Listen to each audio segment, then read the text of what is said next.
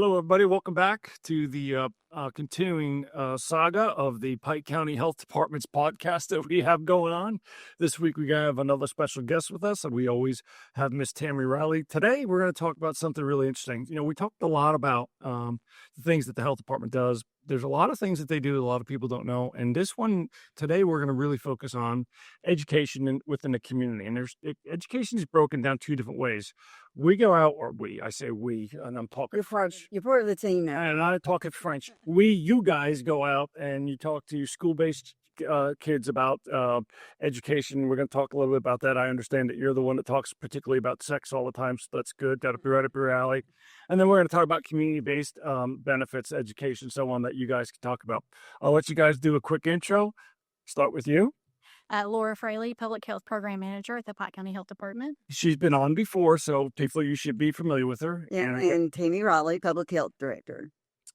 So, Tammy, when you sent this school-based education program to me, you sent the top thing talks about teen birth rate in Pike County. And the statistic is that there's an asterisk next to it. Kentucky is ranked fourth highest in the nation for teen birth rate in 2022, according to the CDC. And Kentucky has 24%. So essentially 24% of the births in Pike County, or in Kentucky, 31% in Pike. In Kentucky are teen, but in Yep. Pike County, it's 31%. Yep. And when you look at the nation, it's 16%. So Pike County compared to the nation is It's almost double. Almost double. What are we doing to have why are we having so many teen births in this market, in this community? What is going on that we can't control ourselves, and why are kids getting pregnant before they graduate high school? You deal with these kids a little bit more. What do you see out there that should be the focus, and how is the health department fixing this or trying to do a better job of education? Are we passing out condoms? Are we talking about birth control methods? What are we doing? What can we do to stop this? Because we don't want and thank God there's the Appalachian Pregnancy Care Center. With Kay Hammond there. They do a wonderful job, and they're one of our key partners. We work very closely with the Appalachian Pregnancy Care Center. We'll need to have Kay on sometime very soon, and we'll maybe dive more into this very specific topic. But as far as teen pregnancy, you know, in the health department, that we offer services out of the clinic. There's family planning. We take Medicaid. If you don't have insurance, sliding scale. So we offer contraception. We offer Plan B. Another topic that we can dive into later: family planning services, prophylactics. Condoms are offered for free. You can come by and get them, and many people in the community do take advantage of that.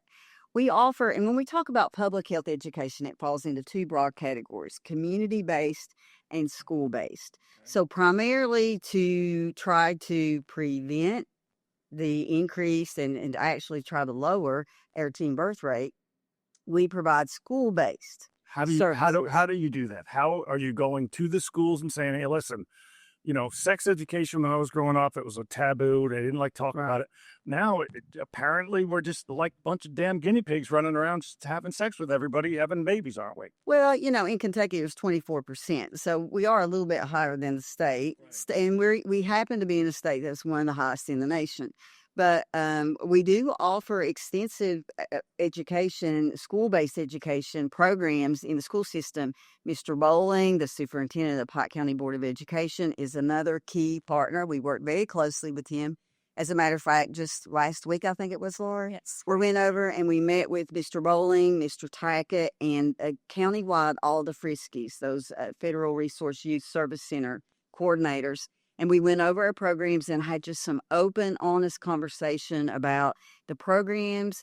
But there's some challenges as well, because parents have to opt in for these programs. So we're working with the school system, trying to educate parents on the curriculum, what we do talk about and what we don't talk about in sex ed educational programs. And Laura's the expert on the specific programs. Do you think that a lot of the reason why these kids are getting pregnant is because, I mean, you just meant the parents have to opt in.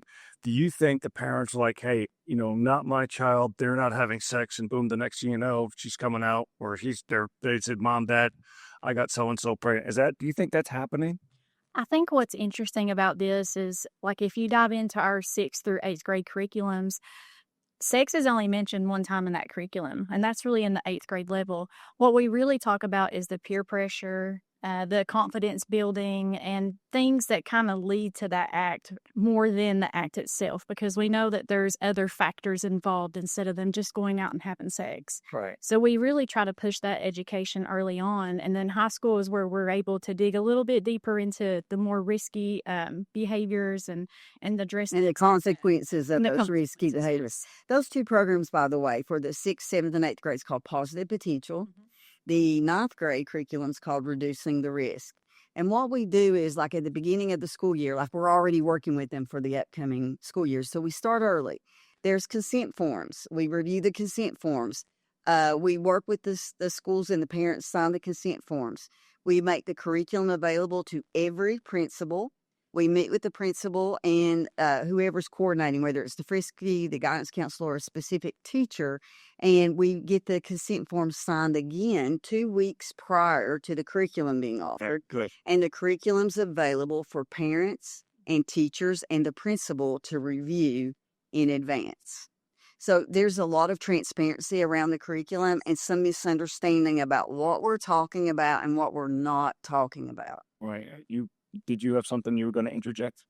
I was just going to say that we have had parents come in and view the curriculum, and they were quite surprised. It was nothing about what they thought that we were going to teach. And that's when the first question you ask is why we think this has happened. That's why we focus so much on the other factors instead of the actual act itself. And a lot of, there's a misconception that we may talk about other topics, that is not very well received here. We're able to take this curriculum and base it on our demographic here. So what we're able to, the way we're able to reach the students here may not be the same as the way you're able to reach students in a more rural population. So we're really able to tailor it to the children of Pike County itself. So I think that helps a lot. I think you meant a more urban population. Yes. Is it not? Yeah. Like, so in bigger cities, So, listen, teens are going to have sex. They're going to drink. They're going to experiment with things they're not supposed to be experimenting with. The question is, how do we mitigate that? How do we keep their minds off track? I remember, now I'm old. I'm older than you. I'm significant. Probably not. Yes, I am. But I remember when I was in high school, one of the things in junior high, what they did is they brought us a bunch of screaming babies. The health department came into my house. We have those babies. We did. It brought them screaming, and they made us hold them kids and carry them around for a whole damn day. I'm like, listen, if this is what having babies is all about, I don't want to do it right now. It's a wake-up call. Bingo. And we have those babies, Jeff, but parents have to opt in for the programs. I went to Scared Straight too, and I didn't want to go to jail and do bad things. I just want to have babies when I was a kid. Now, when both of my children were born, I'm like, man, I wish I would have remembered this. But I love my kids. They're beautiful kids. They're grown now, thank God. But You didn't want to meet them when you were 16. no, I didn't want them to be there when I was 16. I was doing other things. All right, so we got tobacco stuff we got going on. We got nutrition. Now, here's the thing. I looked at this, and then your school-based education talks about sexual risk avoidance. And I think sexual risk avoidance and sex education should go hand in hand. I mean, the last thing, Yes. is you want to, I think you go in there and you show some pictures of kids with, those STDs. Show that. At the 9th grade level, we do get a little more into that. But Yes. I would be remiss if I did not emphasize that our sex ed programs, even at the 6th grade level where we're really just talking about making good choices, it's all abstinence-based. Yes. Abstinence-based.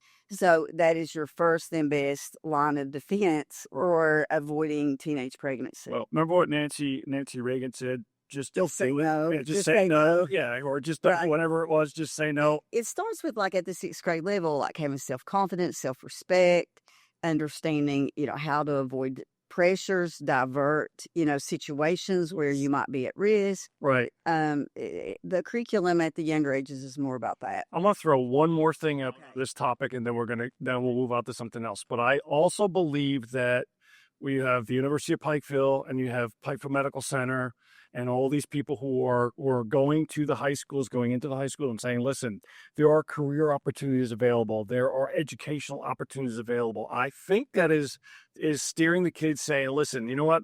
Maybe I don't want to do this now. Maybe I put this off until I get married because I know I can earn money. I can earn a living. I can go to school. I can become a doctor, a dentist, or a optometrist, or I can go to UPike and I can learn how to cook. I mean, at the Pike Medical Center, I can learn how to cook, or I can learn how to do Right. carpentry, or go be a certified nurse assistant, or do something. So I think that may be curtailing some of that stuff. Let's see in a year or two how these numbers go down. All right, let's get off of sex for now. Let's Okay. talk about All right. community-based education. Let's talk about that. So we talked about smoking rates in Kentucky. So Yep. 2024, Kentucky smoking rates, 26% people smoked in Kentucky. That's in Pike In County. Pike County, Yep. Kentucky's 18%, so, and the nation is 13%. We're double again. Double again. Double again. However, guess what? Those rates have gone down fairly significantly in Pike County. So we have seen some improvement Right. in our smoking rates. For the last 2 years, we've received through the Department of Public Health 75,000 each year, so a total of 150,000 for smoking tobacco prevention and cessation programs. So we have a wealth of resources for anyone out there who is, ready to give up nicotine in whatever format that you get your nicotine, and then also to prevent younger people from making the choice to begin with. So it goes back to the high schools. If we educate them on the things we were talking about, We have to start in like 6th, 7th grade with prevention. You say high school. If you wait till high school, you've waited too late. I know. Well, I know. I mean, so you do a lot of work with the young kids. Is there a lot of? I mean, talk to us about the smoking opportunities and the tobacco opportunities that you see in high school or the grade school level. Do you see a lot of that happening? Are they interested in that? What we're seeing is a shift in that really to vaping. So, before we seen a lot of the smoking rates, and it was almost like, well, the smoking, what do you not like about it? I don't like the taste. I don't like the smell. And it seems like the tobacco industry caught on to that. So now you have vapes where you don't have all those issues, and they're so much more easier to conceal in schools, and they're able to do it more freely. So unfortunately, that's more what we're seeing among the youth population. So they have youth-specific programs, We do. one for prevention and one specifically for cessation. Cessation, right? If you remember back in the 70s before they banned TV commercials, billboards, newspaper ads, Camel Joe was the Yeah, the Marlboro Man. Well, man, we all remember that. Well, most of us do. Laura might not be old enough to remember the Marlboro Man. I remember the Marble Man. So, all right. So, how does one? So, if I want to go into, you got CPR and first aid, which is beautiful. It's a great thing for adults. You got BLS, which is Basic life support. So that's good. Stop the bleed, tourniquets and stuff like that. Those are good things. You've got gentle yoga for seniors, and that should be for me because I need gentle and I need yoga, and I'm a senior. That's a great program. And don't forget DPP. That's a CDC-approved diabetes prevention program. Okay. That's a 52-week in-person or virtual program that's geared at a 7% weight reduction and to help individuals who are pre-diabetic reverse that diagnosis. That's fantastic. That's a good thing. How does somebody, if I'm looking at this the first thing we want you to do is we want you to go to the Pike County Health Department website and look at all these things because there's a plethora of information on that website, pikecountyhealth.com.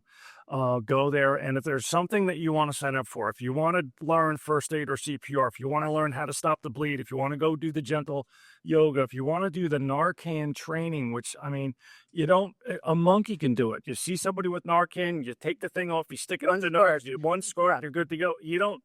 But people need to have it. I've got 2 boxes in my car. The chief of police is my neighbor, and every time he goes in my car, he opens up my thing and says, "What's that for?" I said, "It's not for me, dummy. It's for you in case one of the first responders get hit, or I see somebody on the side of the road flipping like a fish. I can squirt it up their nose, and Right. it's not Save a gonna hurt lot. 'em. Save a lot. Say That's that. right. But if people want to go in there, they can go through this program and they could see this and they could sign up and they can go PikeCountyHealthDepartment.com. And follow us on Facebook as well. We have more frequent updates on our social media, but our website is a permanent, base, and you can go to PikeCountyHealth.com. And you can always call 505-509-5500. And you can talk to anybody you want to on any issue that you've got, anything health related. And, right now we're looking at mental health month, and mental health is a huge thing. If you have no place to turn and you want to talk to somebody, the nationwide number for that is 988. Yep. So call that number. If you're local and you're desperate and you need something, pick up the phone and call somebody at the Pike County Health Department, 509-5500. They can direct you where you need to go. They will talk to you. How would you like to, let's say you're just not feeling good, you have a crappy day, and you call 509-5500 and see a pretty smiling face like this. And she says, oh, come on down. We'll get you a Narcan training, or you reverse anything. So those are the kind of things that the Pike County Health Department does. If you guys are going to be back at school, it's starting up again soon in August. And I know you got a plethora of plans to go out there with. Every day, fantastic thing. I'm sure you're going to bring in experts.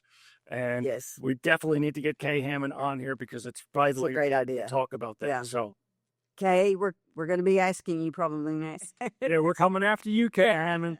So, but anyway, I want to thank you guys once again for coming in. Okay. Thank you, Jed. And thank you guys for all you do. You are on a quest to make Pike County healthy again. And I don't mean to use any other political stuff, but what you do is a phenomenal job. Thank you, Jed. And you're a wonderful moderator. We appreciate you. Now, I don't know about that, but we're doing good. Thanks again, guys. Tune in, and we appreciate you. We'll see you next week.